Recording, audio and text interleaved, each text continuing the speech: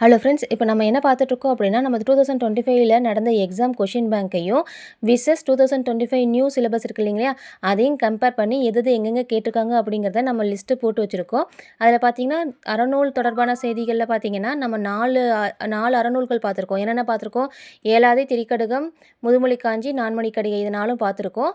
பேலன்ஸையும் பார்க்கணும். முதல்ல நம்ம சிலபஸை முடிச்சிடலாம். அடுத்து திருக்குறளில் பார்த்தீங்க அப்படின்னா, நமக்கு இந்த 3 எக்ஸாம்லேயுமே டோட்டலாக ஒவ்வொரு ஒவ்வொரு கொஷின் கேட்டிருந்தாலுமே மொத்தம் 11 அதிகாரத்துலேருந்து கேட்டிருக்காங்க. சரிங்களா?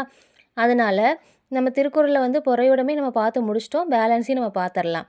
அதோடவே இப்போ உங்க தமிழின் தொன்மை, சிறப்பு, திராவிட மொழிகள் தொடர்பான செய்திகள் இருக்கு இல்லையா?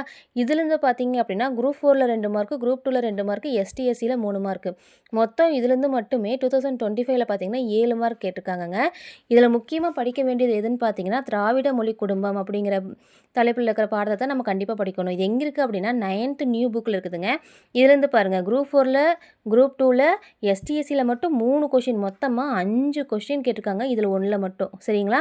மீதி பார்த்தீங்கன்னா, தமிழ் வரி வடிவ வளர்ச்சி அப்படிங்கிறது 8th புக்கில் இருக்குதுங்க. அதுலேருந்து ஒரு கொஷினும், நிகழ்கலை அப்படிங்கிறது 10th புக்கில் இருக்குது. அதுலேருந்து ஒரு கொஷினும், மொத்தமாக வந்து 7 கொஷின் வந்து இந்த டாப்பிக்கில் இருக்குது. முக்கியமாக நம்ம திராவிட மொழி குடும்பம் படிக்கணும்.